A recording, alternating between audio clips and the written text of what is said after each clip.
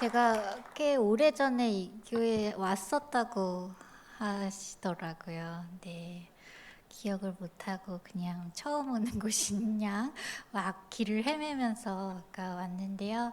아무튼 이렇게 귀한 교회에 한번 들었던 이야기를 또 다시 들으시려고 불러주신 마음이 참 감사하다는 생각이 들고요. 네, 저는 특별한 사람은 아닌데요. 하나님께서 특별한 은혜를 주셨어요. 그래서 이렇게 특별히 남부교회에 여러 번 초청돼서 은혜를 나눌 수 있는 기회를 주셨는데요.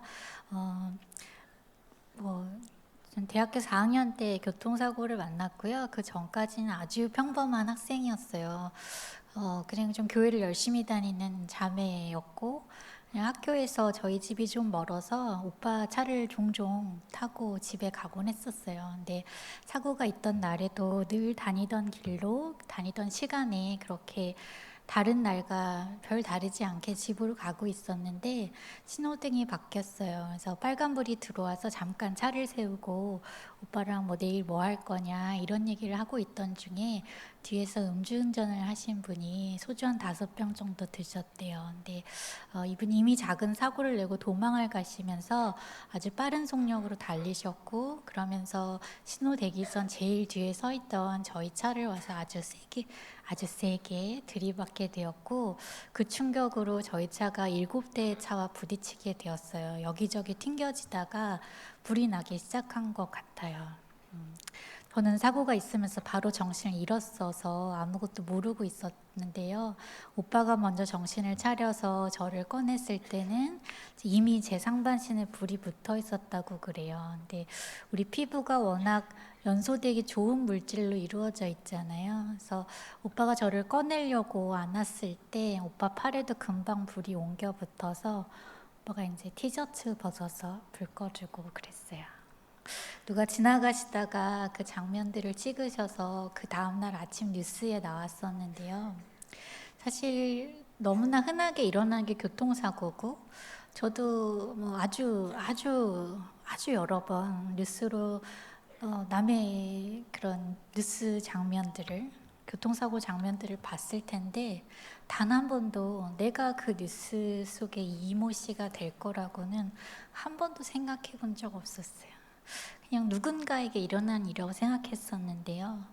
누구나에게 일어날 수 있는 일이었고 그날 밤 저에게 일어난 거예요. 저는 사고를 만났다라고 말해요.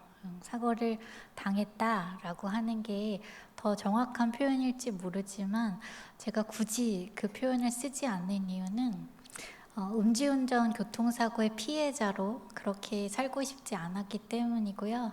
또 하나님이 그렇게 살게 하지 않으셨어요. 그리고 사고를 당했다라고 말하는 사람은 사고를 당한 그 자리, 그 시간에 그냥 계속 머물러 사는 사람인 것 같은 그런 생각이 들더라고요. 근데 저는 사고를 만나고 헤어지고 그 다음 시간들을 계속 살아왔어요.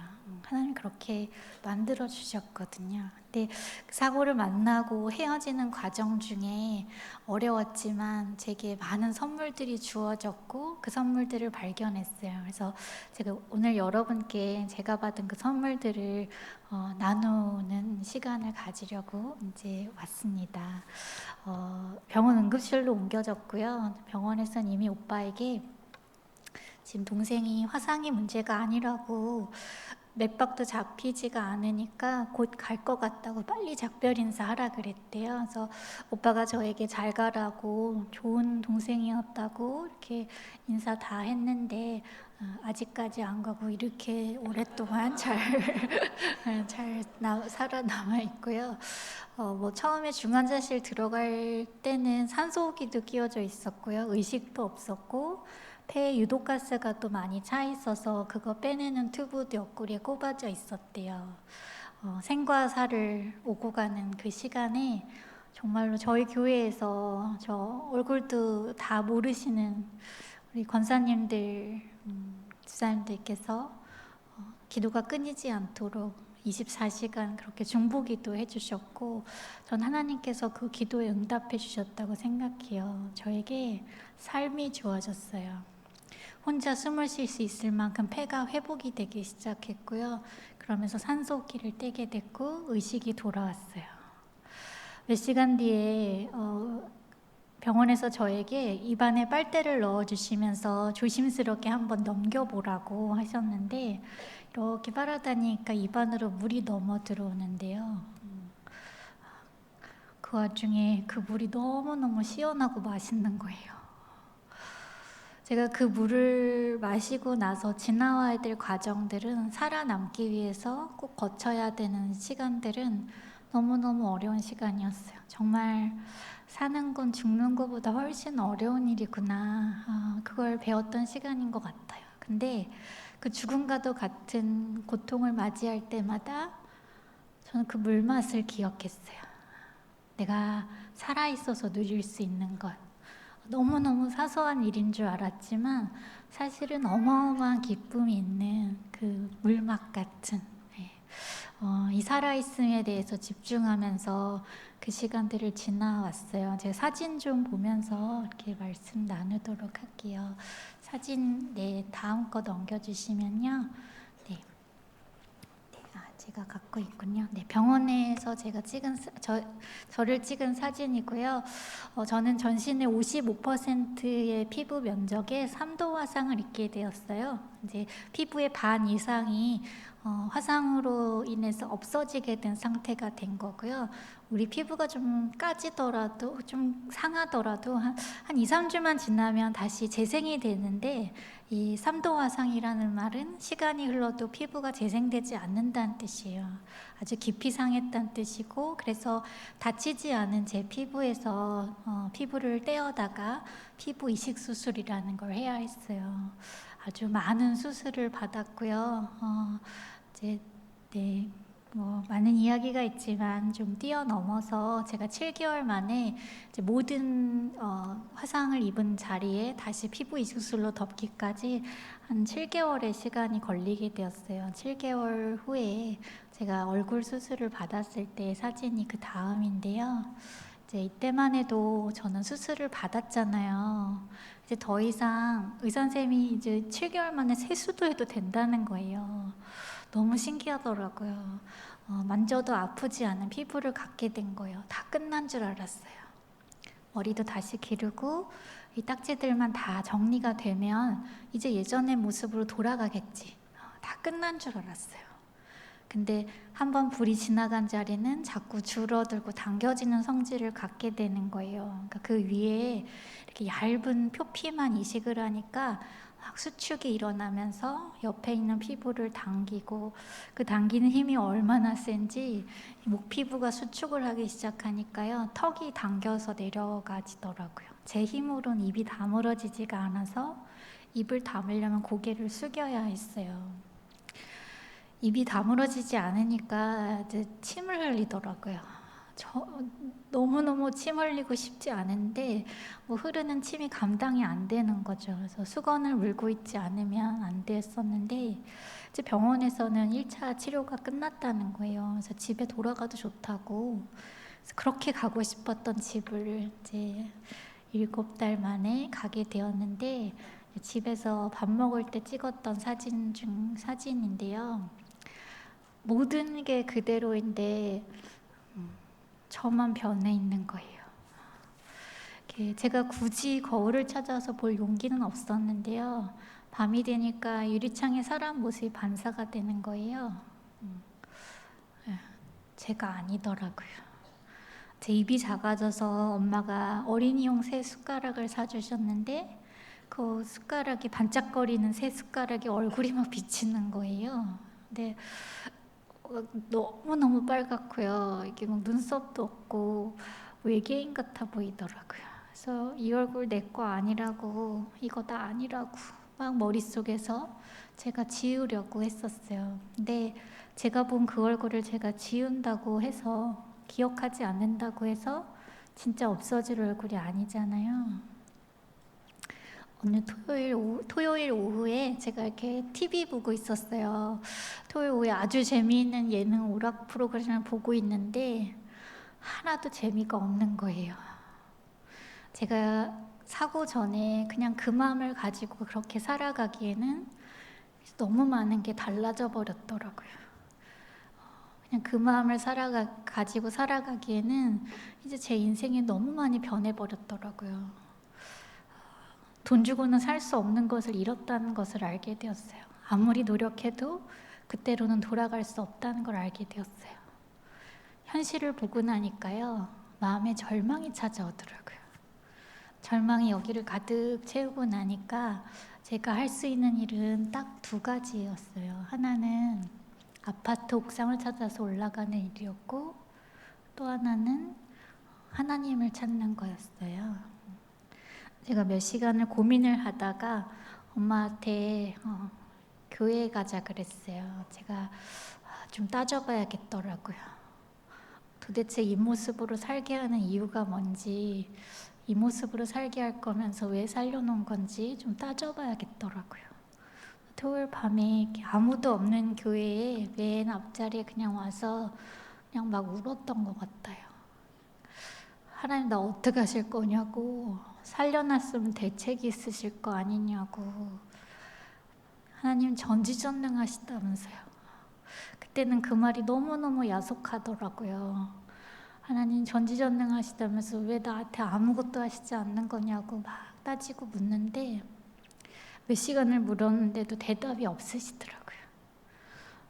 기도 좀 해보신 분들 아시겠지만 약간 그런 스타일이시잖아요. 그분이 좀 뭐 이렇게 대답 빨리빨리 안 해주시고 그냥 울다가 집에 돌아갔어요. 다음날 주일 예배를 드리러 이렇게 다시 교회에 나와서 앉아 있는데, 제가 사고 전까지 성가대를 했었어요. 근데 전 이제는 더 이상 사람들이 보고 있는 그런 자리엔 설 수가 없는 거예요. 남들이 볼까봐 그 밑에서 모자 눌러 쓰고 마스크하고 흘러내리는 침 때문에 계속 수건 갈아 끼워가면서 정말로 찢어질 것 같은 살을 안고 쪼그리고 앉아 있는데요. 진짜 더 떨어질 바닥도 없다는 생각이 드는 거예요. 여기가 끝이라는 생각이 들었어요. 더는 할 수 없다는 마음이 막 드는 거예요.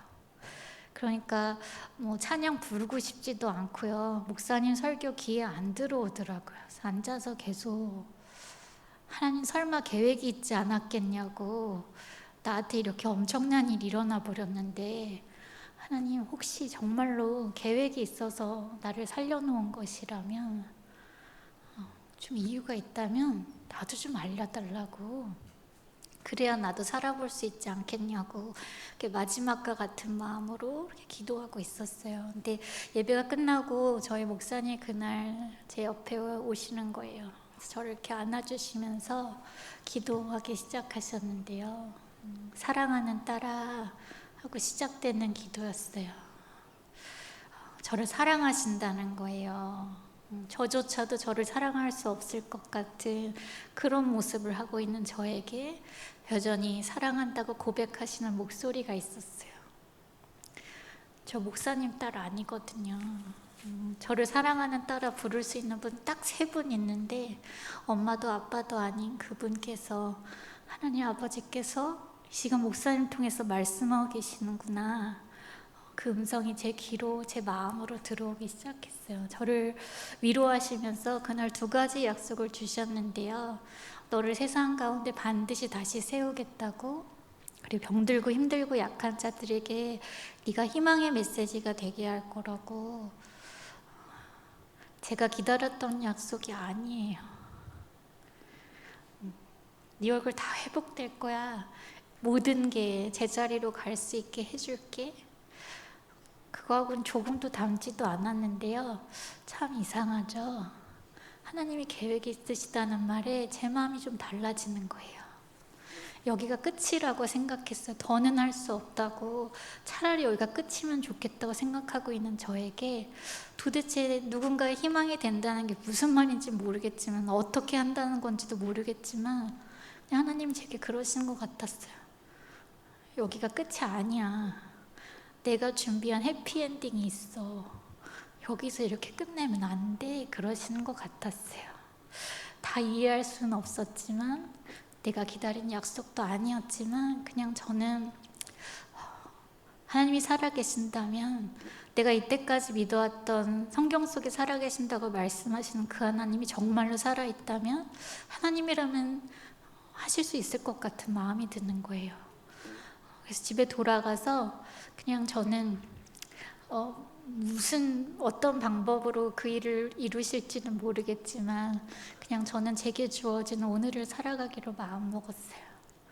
집에 돌아와서 그동안 있었던 한 8개월간의 이야기들을 글로 정리하기 시작했고요. 그러다가 조금씩 거울을 볼 수 있는 용기가 생겨나기 시작하더라고요. 처음에 거울 앞에 섰을 때는 최대한 이제 멀리 떨어져서 보는데도 너무 어색한 거예요. 처음 보는 얼굴이고 또 사람 처음 보면 인사하라고 배웠으니까 그냥 인사하기 시작했어요. 안녕해지서 이렇게 인사하고 처음엔 막 쓱 지나갔어요. 또 잠깐 보고 또 막 지나가고 인사하고 그랬었는데요.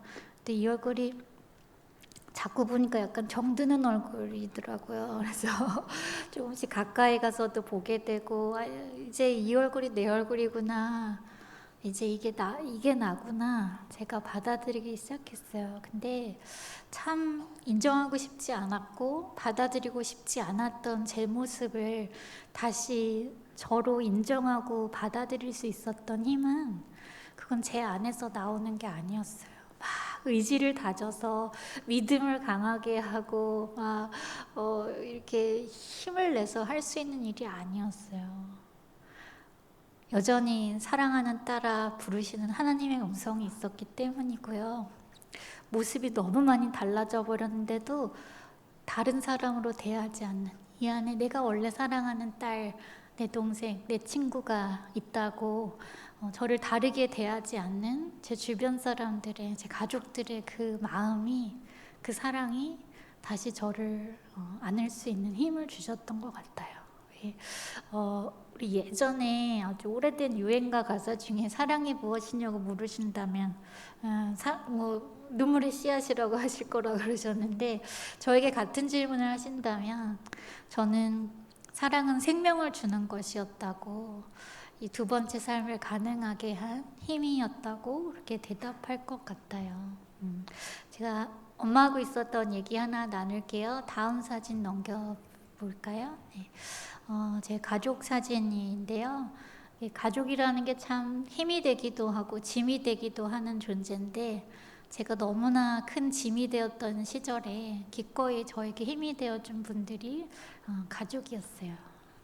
어렵고 힘들 때 이거 다 너 때문이야 이렇게 말하지 않고, 네가 못하는 거 내가 이제 대신해 줄게 해주셔서 그 시간들을 이렇게 잘 버틸 수 있었던 것 같아요. 엄마하고 자기 전에 누워서 이런저런 얘기를 하다가요, 그때가 사고 나고 1년이 채 안 되었을 때였는데요. 그때는 내가 살아가기로는 했지만 사는 게 그렇게 막 좋을 때는 아니었어요. 여전히 너무 많이 아팠고 여전히 아주 많은 수술을 받아야 했었고, 그냥 사람이 아플 때 제일 두려운 게요, 눈만 뜨면 아프니까 그냥 이게 끝이 안 날까봐, 난 죽을 때까지 아픈 사람일까봐 그게 너무너무 두렵더라고요. 그래서 그때는 참 어리석게도 너무 오래는 안 살았으면 좋겠다고 그런 생각할 때였어요. 지금은 오래 살고 싶어요. 하나도 안 아파요. 네. 걱정하지 마시고. 그때는 그런 시절이었어요. 그때 엄마랑 이런저런 얘기를 하다가 제가 엄마한테 그랬어요. 엄마 인생이랑 내 인생이랑 바꿀 수 있으면 엄마가 좀 바꿔줄 수 있냐고.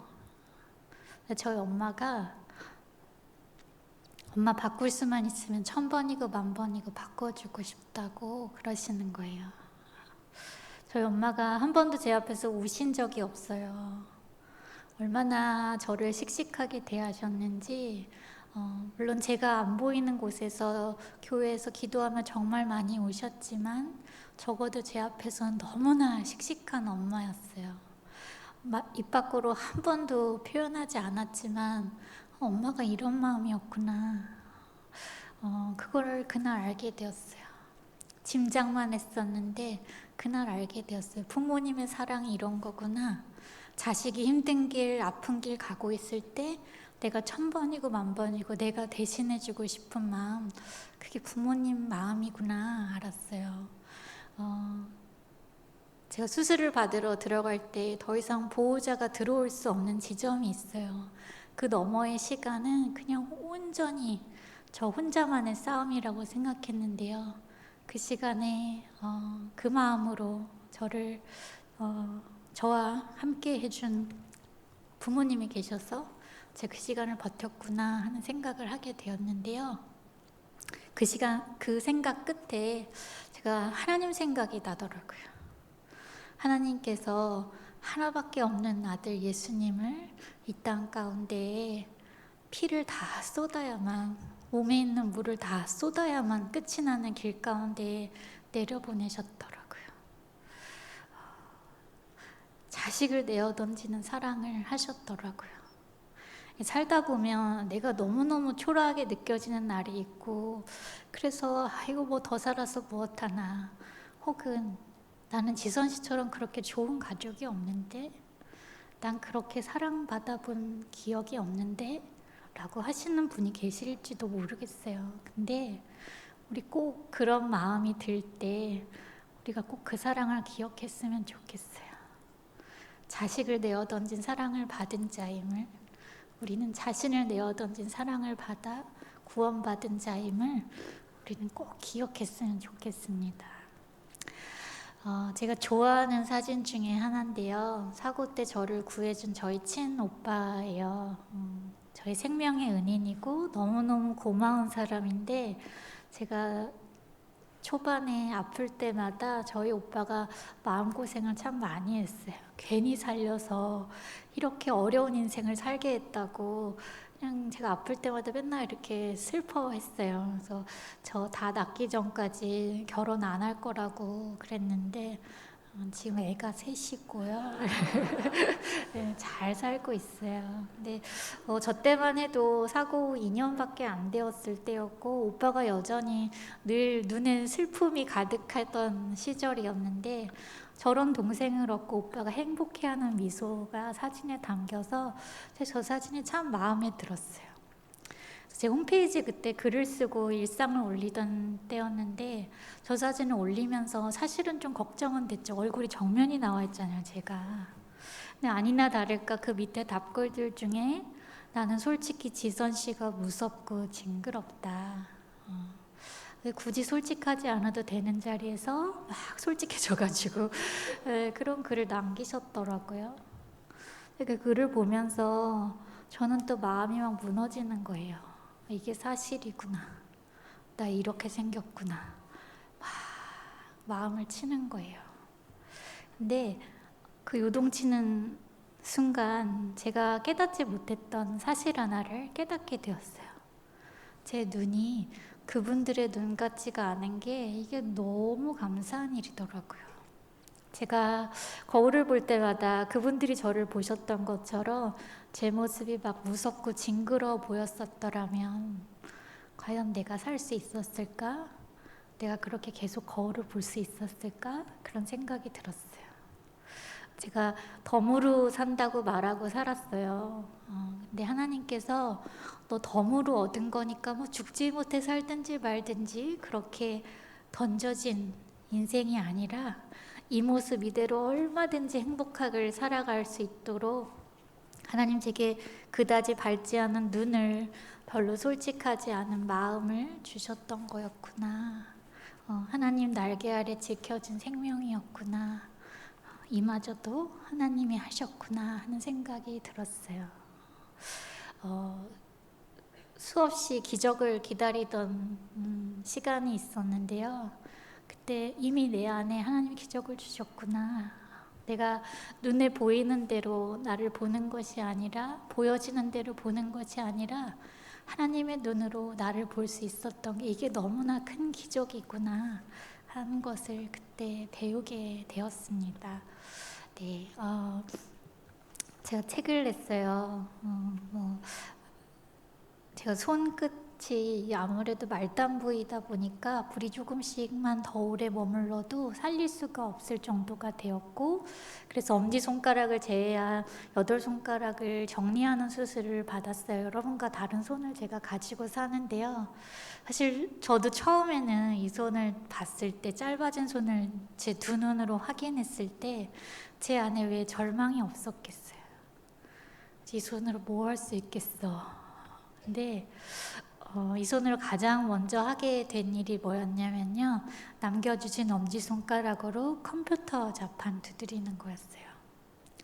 어쩌면 저도 똑같이요, 예전에 다치기 전에는, 이 삶을 살아보기 전에는 이런 사람을 보면 저 사람에게 무슨 희망이 있고 무슨 감사가 있겠어, 인생이 끝났지 뭐, 막 그렇게 생각했었을 것 같더라고요. 근데 제가 정작 이 사람이 되고 살아보니까요, 이 안에도 감사가 있는 거예요.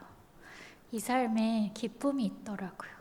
아직 끝나지 않은 생명과 함께 온 기쁨이 있더라고요. 그래서 전에 알지 못했던 기쁨들을, 그 감사들을 제가 글로 적기 시작했고요.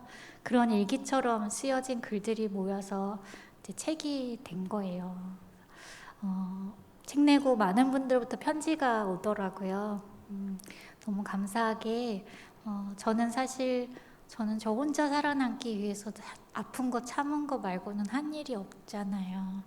남을 위해서 한 게 아닌데 하나님이 이 일들을, 그 아픔을, 이 흉터들을, 이 상처들을 사용하시더라고요. 내가 약을 먹고 있었던 사람이라고, 나는 그만 살고 싶었던 사람이라고 본인을 소개하신 어떤 편지에 그 끝에 내가 지선 씨가 붙잡은 그 하나님을 내 희망으로 붙잡고 살아볼 거라고, 나 다시 한번 살아보기로 마음먹었다고 그렇게 편지를 보내오셨어요. 얼마나 감사해요. 생명보다 더 귀한 게 없다는 것을 배운 시간이었는데, 그 중요한 것을 다시 살게 하는 힘을 나누어 줄 수 있는 사람이 된 것이 너무너무 감사하더라고요. 이전보다 훨씬 더 의미 있는 무언가를 나누어 줄 수 있는 사람이 되어서 훨씬 더 다른 기쁨을 또 누리면서 그렇게 살아가고 있습니다. 네, 다음 거, 네, 제가 책 내고 처음 사인을 할 때였는데요. 이제 당시에 저는 길에 나서면 늘 불쌍한 사람이었어요. 이렇게 모습이 이러니까 얼마나들 와서 궁금해도 하시고 구경도 하시고, 뭐 맨날 제 주변에는 이 소리가 늘 들렸었던 사람이었는데, 그 이런 사람한테 누가 뭐 사인을 받으러 온다고 이렇게 사인회를 하나 하면서 걱정을 하면서 갔는데, 사람들이 저를 만나고 싶어서 줄을 서서 기다리고 계시는 거예요. 얼마나 신기했는지 몰라요. 그러면서 그때 떠오른 이야기가 있었는데, 저희 의사 선생님이 엄마한테 첫 수술을 마치고 나서 그러셨어요. 살게 되더라도 이제 사람 꼴은 안 될 거라고, 그러니까 이제 세상에 나가서 다시 그렇게 살 수 있다는 생각 하지 말라고, 이렇게 아픈 말을 그렇게 아프게 하셨어요. 그래서 제가 근데 저 자리에 앉아서 그 말이 딱 떠오르면서 의사 선생님의 말이 진리가 아니었구나, 오랜 시간 우리를 힘들게 했던 그 말이 진리가 아니었구나 알게 되었어요. 저를 치료했었던 의사 선생님 너무 감사하지만 그분들이 제 인생을 결정할 수 있는 거 아니더라고요. 저의 삶의 주인은 하나님이시잖아요. 하나님이 약속해 주셨거든요. 이제 나 어떡할 거냐고 제가 물었던 그 질문에 약속 주신 그대로 저를 세상 가운데에 진짜 희망을 이야기하는 사람으로 세워주셨더라고요. 제가 저곳에 앉아서 예수님 정말 내 삶의 길이시고 진리이시고 영원히 변치 않은 진리이시며 생명이시라고 제가 다시 한번 고백할 수밖에 없었어요. 너무 감사한 자리였고요. 제가 책에 쓴 글귀 중에 하나인데요. 사고 이후에 받은 선물들 중에 하나가 아픈 사람의 마음이 어떤 건지 알게 된 거였던 것 같아요. 전에는 많이 다치면 더 많이 슬프고 조금 잃으면 덜 슬픈 건 줄 알았는데요. 보니까 아픔의 순간에, 그 상실의 순간에 누가 손 잡아주었는지가 그 고통의 크기를 결정하더라고요. 인생을 살다 보면 넘어지는 일들을 경험하게 되는 것 같아요. 저는 아주 많이, 아주 크게 넘어져서 제 힘으로는 혼자 일어설 수가 없더라고요. 누군가 손 내밀어주지 않으면 안 되는 상황이었는데, 제게 가족들이, 친구들이, 교회가, 학교가 그렇게 손을 내밀어 주셨고, 제가 그 손을 붙잡고 일어서서 여기까지 올 수 있었어요. 근데 하나님께서 이제 네가 그 내밀어주는 손이 되라고, 여기 내밀어줄 손이 좀 필요하다고 이야기하는 목소리가 되라고 하시는 것 같았어요. 제가 공부를 하기 시작했고요. 그래서 그 손 내미는 일, 사회복지를 공부하기 시작했고요. 그래서 이렇게 공부를 열심히 안 하는 사람들이 길게 하잖아요. 그래서 되게 오랫동안 공부를 하고 2017년에 이제 16년에 학위를 받고 17년에 한동대학교에 가르치는 일을 하러 와 있습니다. 3월달 17년 3월부터 왔으니까 이제 막 3년 차가 되는 선생으로 일하고 있고요. 가르치는 일이 쉽지가 않더라고요. 그래서 지금까지 사실 굉장히 식은땀을 흘리며 매번 수업 때마다 아주 긴장한 상태로 이렇게 수업을 하고 있는 초보 선생입니다. 오늘도 수업을 이렇게 하고 와서 목소리가 이렇게 조금 이러긴 한데요. 또 워낙 학교에 좋은 학생들이, 귀한 학생들이 모인 학교여서 저의 이 서투른 처음의 시간들을 잘 지나고 있는 중이고요. 제가 한동에 와서 배우는 여러 가지 일들 중에 하나가 이렇게 이전까지는 왜 살아야 하는지에 대해서 좀 더 집중했었던 시간이라면, 살아가는 힘을 기르는 시간이었다면, 이제 어떻게 살아야 하는 건지 배우는 그런 훈련을 받고 있는 것 같아요. 한동대학교는 하나님의 말씀과 그 전공 지식을 가지고 좀 배워서 남주자, 이렇게 시작한 학교인데요. 그 방법이 정직하도 손해나지 않는다, 성실해도 호구되지 않는다, 이런 마음으로, 세상은 그렇게 말하지 않았지만 하나님이 하신 방법대로 정직하게, 성실하게 세상을 바꾸어 가보자, 그렇게 연습하고 훈련하고 있어요. 그래서 학생과 같은 마음으로 그곳에서 같이 훈련하는 중이고요. 그런 시간들을 지금 보내고 있고요. 지금 요즘에 하고 있는 저에게 흥미로운 일 중에 하나는 TBS 라디오 교통방송에서요, 금요일마다 아주 짧게 하는 라디오 다큐멘터리가 있는데, 그곳에서 진행을 맡아서 하고 있어요.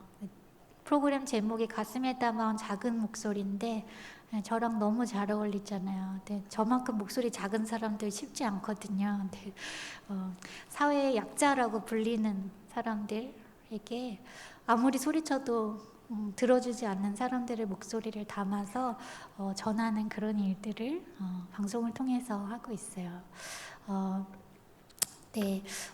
이제 제가요, 푸르메 재단이라고 우리나라의 장애를 가진 어린아이들을 위해서 재활병원을 짓고자 시작한 이 비영리 단체 홍보대사를 지금 한 15년째, 14년째 하고 있어요. 그 일본에는 어린이 재활병원이 180여 개가 있대요. 근데 우리나라엔 단 한 개도 없는 거예요. 이게 돈이 안 되는 일이거든요.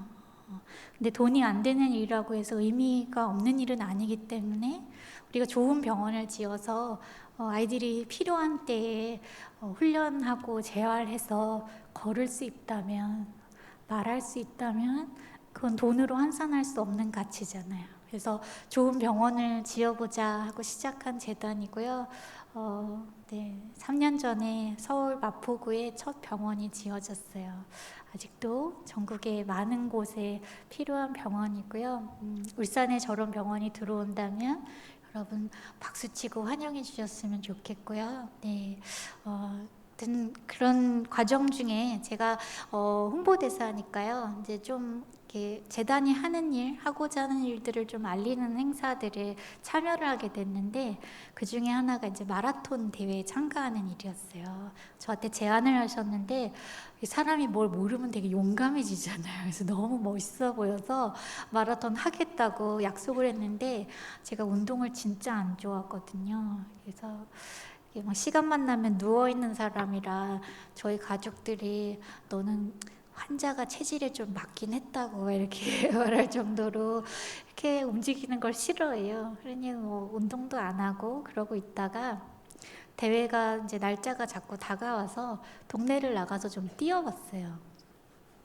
뛰고 걷고 하니까 제가 한 8km 갈 수 있겠더라고요. 그래서 생각에 이제 대회 시작하고 초반에 사진 찍고, 그리고 저는 이제 한 8km 걷다가 지하철 타고 이제 집에 갈 거라고, 대회 이제 제일 먼저 교통카드 주머니에 챙겨 넣고 시작부터 헤어진 인사도 다 하고 그렇게 이제 마라톤 대회를 시작했어요. 뉴욕에서 공부할 때였고 뉴욕 마라톤 대회 참가를 했는데요. 이게 한국 마라톤이랑 좀 분위기가 많이 다르더라고요. 이 양쪽 길가가 완전히 막아져 있고 이 시민들이 나와서 엄청나게 응원을 하시는 거예요. 이분들이 계속 뛰라고 박수 치는 거잖아요. 그래서 그냥 뭐 동네 산책 나온 듯이 걷고 있는 게 너무 민망한 분위기더라고요. 그래서 좀 더 많이 뛰게 되었어요. 그러다 보니 8km를 지났는데 조금 더 갈 수 있겠는 거예요. 15km 지점을 갔는데 조금 더 20km 지점까지 갔어요. 내가 하프 마라톤을 하다니 너무너무 이제 막 스스로가 대견해서 막 이러고 있는데 아무리 둘러봐도 지하철역은 보이지가 않고요. 사람들이 맨하탄 안에 들어가면 거기 가면 이 응원이 거의 축제가 되어 있다는 거예요. 그래서 귀가 막 팔랑거리면서 그런 응원 구경을 좀 하고 거기서 지하철을 타고 집에 가야겠다. 그래서 이제 맨하탄으로 넘어 들어가는 다리를 건너기 시작했어요. 근데 저의 최고 기록의 몇 배를 지나왔잖아요. 처음에 발목에서 통증이 시작됐었는데 이제 무릎으로 고관절로 올라오기 시작하면서 한 발자국 내디딜 때마다 막 하는 소리가 막 저절로 나는 거예요. 너무 힘들어서 주저앉아 있다 보니 누가 지나가시다가 자기가 받은 바나나 반 나눠서 주고 가요. 먹고 힘내서 가라고. 그래서 먹고 또 몇 발자국 더 가고. 제가 그날 여기 조그맣게 태극기가 붙어 있었는데요. 누가 보시더니 코리아 막 이러시는 거예요. 그래서 어떻게 또 나라 생각해서 일어나가지고 또 이렇게 몇 발자국 그렇게 가고 하는데 참 이상한 게 너무너무 힘들었거든요. 근데 이상하게 그만둘 수가 없는 거예요. 사람들이 왜 인생이 마라톤 같다고 말했었는지 제가 그때 알 것 같았어요. 어디서 그만둬야 되는 건지 잘 모르겠는 거예요. 어느 누구 하나 너 이제 그만해도 된다고, 이만하면 됐다고 말해주는 사람은 아무도 없고요. 아직도 10몇 킬로는 더 가야 하는데 막 거의 다 왔다고 뛰지도 않는 분들이 막 옆에서 거짓말로 막 응원을 하고 계시잖아요. 그래서 그냥 그 말에 속아가면서 다음 발자국 내딛어지지 않을 때까지 그냥 그때까지 걸어야겠다. 어디서 그만둬도 괜찮은 지점이란 게 그게 27km인지 28km인지 도무지 마음의 결정이 안 나서 그냥 걸었어요. 근데 해도 지고요. 더 이상 길에 응원하는 사람도 이제 없고 중간중간 경찰들만 몇 명은 그렇게 서 있는데요. 그 이제 마지막 무리들 중에 저는 거기서도 또 뒤처지는 거예요. 막 체온도 떨어지고 진짜 그만둬야겠다, 정말 그만해야겠다 하고 있던 그 한계에 다다랐을 때 제가 한 분을 만나게 돼요. 그 마라톤이 센트럴파크 남쪽 입구에서 끝나는데요. 반대쪽 북쪽 입구에 한 분이, 한국 여자분이요, 노란 피켓 들고 서 계시더라고요. 가까이 가서 보니까 저 맨 위에 써 있는 게 이지선이에요. 제 홈페이지는 제 이름인데 이지선 화이팅! 이렇게 외치면서 저를 응원하시는 분을 만났어요. 전날 처음 본 분이고요. 그냥 그 전날 제가 마라톤에 참가한다는 기사 하나를 보고 저를 응원해 주려고 저기 서서 기다리셨더라고요. 저랑 약속을 한 것도 아니고 그냥 저기쯤이면 만날 수 있겠지 하고 저 힘든 고비를 만났을 때 내가 응원해 줘야지 하면서 저곳에서 저를 기다려 주셨더라고요. 얼마나 고마워요, 그 마음이. 그래서 인사를 하고 사진을 찍고 사람이 양심 있지 저기서 그만두면 안 되는 거잖아요. 그래서 좀 가는 모습을 보여드려야지 하고서는 돌아서서 다시 다리를 내딛고 걷기 시작하는데요. 힘이 막 나는 거예요. 그렇게 질질 끌고 왔던 그 다리에 힘이 막 나는 거예요. 와, 응원이라는 게 이게 엄청난 에너지를 가져다 주는 거구나. 와, 너무너무 신기하다. 그러면서 그 나머지 7km를 걸어가면서요. 나도 저분처럼 살아야지. 인생의 마라톤에 지쳐있는 사람들에게 힘내라고 그렇게 응원하면서 살아야지. 그날 그 다짐을 열심히 하면서 걸었고요. 그래서 제가 결국은 7시간 22분 26초의 기록으로 마라톤 풀코스 완주하는 사진이에요. 이렇게 들어오기 한 7m 전에 몇 년 전에 한 번 뛴 거 가지고 제가 박수를 너무 많이 받아갖고 진짜 민망한데 그래도 이게 아무튼 들어오기 한 10m 전에 저희 재단 이사님이 태극기 주셔가지고 이렇게 마치 계속 뛰어온 것 같은 저 표정으로 거의 꼴찌나 다름없었지만 1등이 나만큼 기뻤을까 이러면서 저 마지막 피니시 라인을 통과했는데요. 저것을 통과하면서 제가 깨달은 것이 있어요. 그날 너무너무 그만두고 싶었던 순간들이 있었거든요. 진짜 죽을 것 같이 느껴지는 고비들이 있었는데 아주 여러 차례. 근데 가만 보니까요, 이게 죽을 것 같은 거지 죽는 거 아니더라고요. 끝까지 왔는데도 죽지 않았더라고요. 죽을 것 같은 두려움이 나를 사로잡는 것이지 결코 이 레이스가 나를 죽이는 것이 아니었다는 걸 알게 되었어요. 그날 아침에 42.19km라는 거리는요, 8km 걸어본 게 다인 저에게는 이거 뭐 죽었다 깨도 가지 못할 거리였잖아요. 근데 그냥 그만두지 않으니까, 포기하지 않으니까 그 길이 가지더라고요. 저와 여러분의 각자의 마라톤이 주어졌어요. 지금 얼마나 왔는지, 또 얼마나 더 가야 하는 것인지 알 수가 없는 게 인생이라는 마라톤인 것 같아요. 살다 보면 죽을 것 같은 고비들을 남들은 안 겪는 것 같은데 나는 참 여러 번 겪는 것 같기도 하고요. 저 역시 그런 일들을 겪었다고 해서 앞으로 다시는 그런 일을 겪지 말라는 그런 법도 없잖아요. 여기가 천국이 아니라서. 근데 그냥 저는 그런 생각이 들더라고요. 그냥 그만두지만 않았으면 좋겠다. 우리가 좀 늦으면 어떤가 하는 마음으로 그냥 천천히 걷더라도 언젠가 이 길 끝에서 우리가 승리의 깃발을 흔들면 예수님 그래도 나 내 사명을 다하고 돌아왔다고 예수님 품 안으로 달려들어가는 그때를 기대하면서 우리 포기하지 말자고. 인생의 고비를 만나고 계신 분이 여기 계신다면 그날 제 앞에 노란 피켓을 들고 서서 저를 응원해 주셨던 그분의 마음으로 저도 여러분의 인생을 그렇게 응원해 드리고 싶었습니다. 네, 끝까지 잘 갈 수 있었으면 좋겠고요. 네, 제가 우리 같이 아까 읽었던 말씀 같이 나누려고 합니다. 고린도후서의 4장 6절 7절에 말씀인데요. 어두운데 빛이 빛이라 말씀하셨던 하나님이 계셨어요.